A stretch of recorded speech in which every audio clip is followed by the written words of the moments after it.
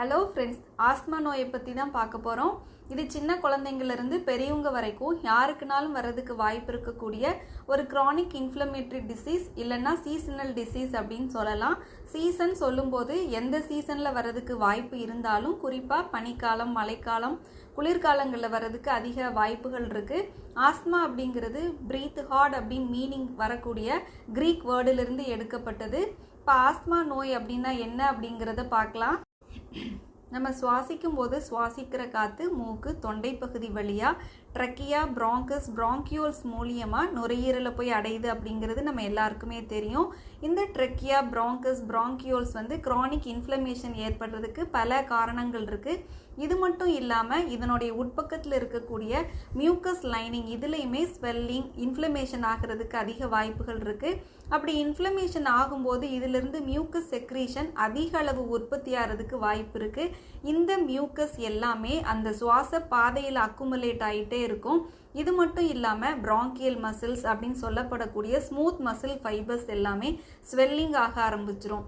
இந்த எல்லா காரணங்களும் சேரும்போது இயல்பாக நடைபெற வேண்டிய அந்த சுவாசம் நடைபெற முடியாமல் போயிடும். இதை தான் நம்ம ஆஸ்மாட்டிக் அட்டாக் அப்படின்னு சொல்கிறோம். இதனால் அவங்களுக்கு சுவாசிக்க முடியாமல் கஷ்டப்பட்டுட்டு இருப்பாங்க.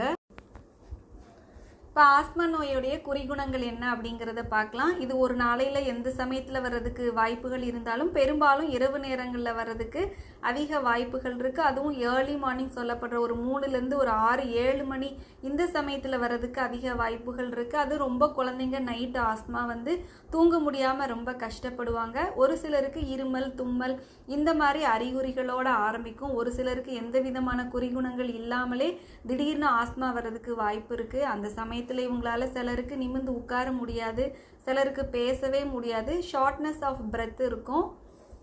அப்புறம் நெஞ்சு பகுதியிலெல்லாம் ஒரு டிஸ்கம்ஃபர்ட்டான ஃபீலிங் இருக்கும். சிலர் ஹெவியாக ஃபீல் பண்ணுவாங்க. இப்போ இது வர்றதுக்கான காரணங்கள் என்ன அப்படிங்கிறத பார்க்கலாம். இந்த அக்ரவேட்டிங் ஃபேக்டர்ஸ் இல்லைன்னா ட்ரிகரிங் ஃபேக்டர்ஸ் எல்லாருக்கும் ஒரே மாதிரி இருக்கும் அப்படின்னு சொல்ல முடியாது. இது ஒருத்தருக்குமே இது மாறுபடும். பொதுவாக ஆஸ்மா வர்றதுக்கான காரணங்களில் முக்கியமானது அலர்ஜி அப்படின்னு சொல்லலாம். சிலர் சில குறிப்பிட்ட அலர்ஜனுக்கு எக்ஸ்போஸ் ஆகும்போது அவங்க உடலில் ஹிஸ்டமின் செக்ரீஷன் அதிக அளவில் இருக்கும். ஹிஸ்டமின் பிராங்கோ கன்ஸ்ட்ரிக்டிங் எஃபெக்ட் ப்ளஸ் அந்த பிராங்கஸ், பிராங்கியோல்ஸ் இங்கே இருக்கக்கூடிய மியூக்கஸ் லைனிங்லேருந்து அதிக அளவு செக்ரீஷன்ஸை உண்டு பண்ணும். இதனால் இவங்களுக்கு ஆஸ்மா வர்றதுக்கு அதிக வாய்ப்புகள் இருக்குது. அலர்ஜின்னு சொல்லும்போது பெரும்பாலும் டஸ்ட் அலர்ஜி வர்றதுக்கு அதிக வாய்ப்புகள் இருக்குது. அதுவும் குறிப்பாக பெண்கள் வீட்டை க்ளீன் பண்ணும்போதோ இல்லைன்னா ஒட்டடை அடிக்கும் போதோ அவங்களுக்கு ஆஸ்மா வர்றதுக்கு அதிக வாய்ப்புகள் இருக்குது. அதே மாதிரி சிலருக்கு பூ வைக்கிறது இல்லைன்னா சென்ட்டு, பாடி ஸ்ப்ரே இந்த மாதிரி அவங்க யூஸ் பண்ணாலும் சரி, இல்லை அடுத்து யாராவது யூஸ் பண்ணி இருக்கும்போது அவங்க அதை சுவாசிக்கும் போதும் இவங்களுக்கு ஆஸ்மாட்டிக் அட்டாக் வர்றதுக்கு அதிக வாய்ப்புகள் இருக்குது. அப்புறம் சிலர் வீடுகளில் நாய், பூனை இந்த மாதிரி வளர்த்துட்ருப்பாங்க. அதிலிருந்து அந்த சின்ன சின்ன முடின்னு சொல்லப்படக்கூடிய அந்த ஃபர் இதனாலையும் அவங்களுக்கு அலர்ஜி ஆகி ஆஸ்மா வர்றதுக்கு வாய்ப்பு இருக்குது. ஒரு சிலருக்கு அவங்க ரொம்ப கவலைப்படுவாங்க, இல்லைன்னா வேறு ஏதாவது மனப்பிரச்சனை, மன அழுத்தம் இந்த மாதிரி இருக்கும்போது இது ஆஸ்மா வர்றதுக்கு அதிக வாய்ப்புகள் இருக்குது. ஒரு சிலர் எக்ஸசைஸ் பண்ணிகிட்டு இருக்கிறது ஆஸ்மாவை இன்டியூஸ் பண்ணுறதுக்கும் வாய்ப்புகள் இருக்குது. இப்போ இதுக்கு தீர்வு என்ன அப்படிங்கிறத பார்க்கலாம். ஆஸ்மா இருக்கிறவங்க எதுக்கெல்லாம் அலர்ஜிக் அப்படின்னு கண்டுபிடிச்சி அது எல்லாத்தையுமே அவாய்ட் பண்ணிக்கிறது நல்லது. அது உணவுப் பொருளாகவும் இருக்கலாம், மற்ற பொருட்களாகவும் இருக்கலாம். அலர்ஜின்னு சொல்லும்போது ஒருத்தருக்கு அலர்ஜியாக இருக்கிறது இன்னொருத்தருக்கும் அலர்ஜிக்காக இருக்கும் அப்படின்னு சொல்ல முடியாது.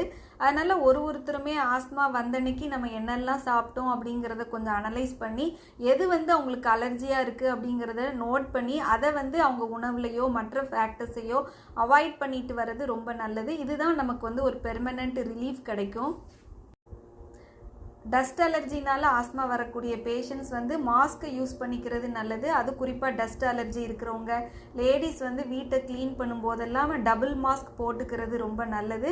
நம்ம எல்லாருக்குமே தெரியும், கொரோனா காலகட்டத்தில் ரொம்ப பேர் ஆஸ்மா தொந்தரவு இருக்கிறவங்களுக்கு எல்லாமே பிரச்சனைகள் ரொம்ப ரொம்ப குறைவாக இருந்ததுன்னு தெரியும். ஏன்னா அவங்க எல்லாமே மாஸ்க் யூஸ் பண்ணதுனால அந்த டஸ்ட் அலர்ஜி அவங்க அவாய்ட் பண்ண முடிஞ்சது. இது ஒரு முக்கிய காரணம் அப்படின்னு சொல்லலாம். நாம் இருக்கக்கூடிய இடத்த எப்பயுமே தூசி இல்லாமல் சுத்தமாக வச்சுக்கிறது நல்லது. குறிப்பாக ஃபேன்லேயும் ஏசியோடைய அந்த நெட்டு இதில் எல்லாம் டஸ்ட் கலெக்ட் ஆகிறதுக்கு வாய்ப்பு இருக்குது. இதனால் அப்பப்போ இதை 2-3 மாதத்துக்கு ஒரு தடவை இதெல்லாமே சுத்தம் பண்ணி வச்சுருக்கும் போது டஸ்ட் அலர்ஜினால் ஆஸ்மா வர்றதை நம்ம அவாய்ட் பண்ணிக்கலாம். வெளியில் போகும்போது மாஸ்க் யூஸ் பண்ணிட்டு போய்க்கலாம்.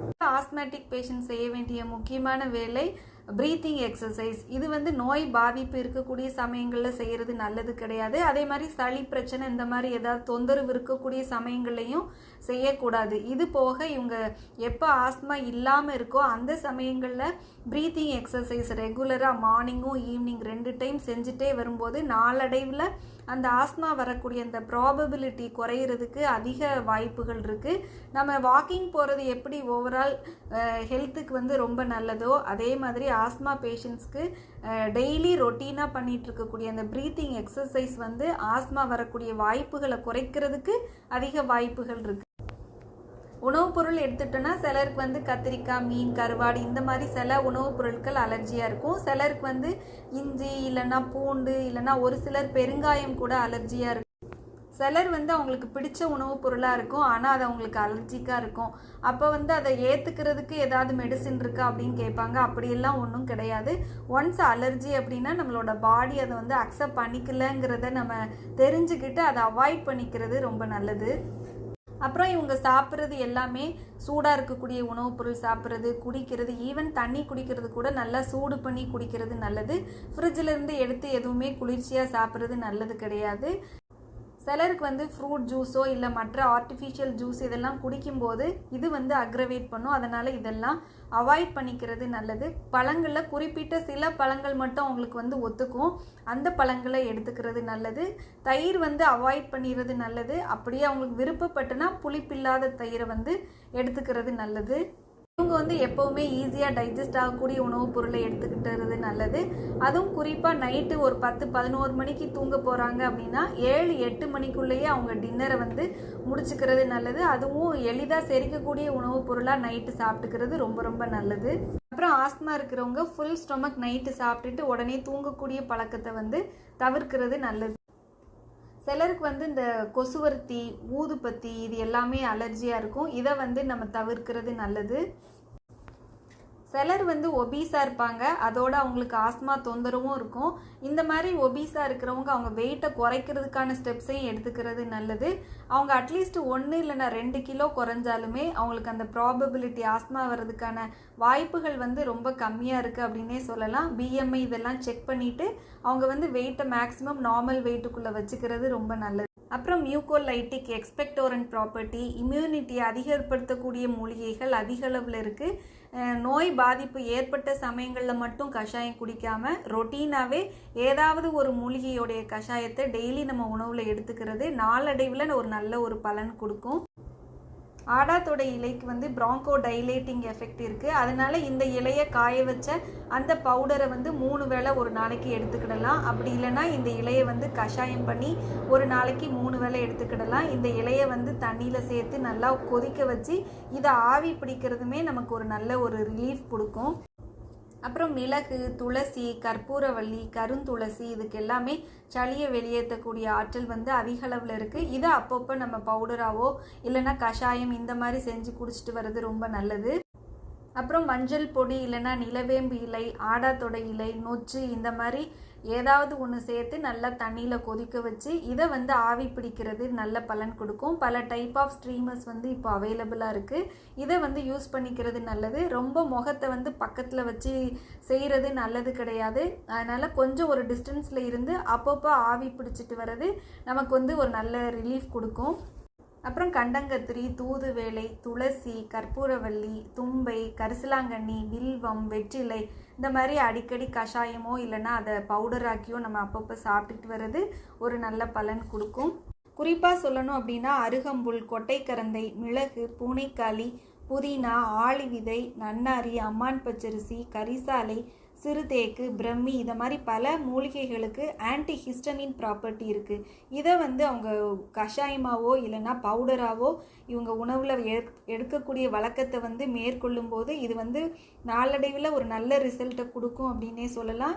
இந்த ஆன்டி ஹிஸ்டமின் ப்ராப்பர்ட்டி இருக்கக்கூடிய மூலிகைகளில் அதிக அளவு ஆராய்ச்சிகள் இப்போ தொடர்ந்து நடந்துட்டு. சின்ன பிள்ளைங்க ஆஸ்துமா வந்து ரொம்ப கஷ்டப்படுவாங்க, அதுவும் நைட்டு தூங்காமலே இருப்பாங்க. இவங்களுக்கு வந்து கற்பூராதி எண்ணெய்னு கடையில் கிடைக்கும். இதை வந்து மூக்கு, கன்னப்பகுதி, கழுத்து, மார்பு பகுதியில் இதை வந்து தடவிட்டு வரலாம். அப்புறம் இவங்களுக்கு தேனில் ஏலக்காய் தூள் இல்லைன்னா லவங்கப்பட்டை தூள் ஒரு 1/4 ஸ்பூன் கலந்து ஒரு 3 வேளை அப்படி கொடுத்துட்டு வரலாம்.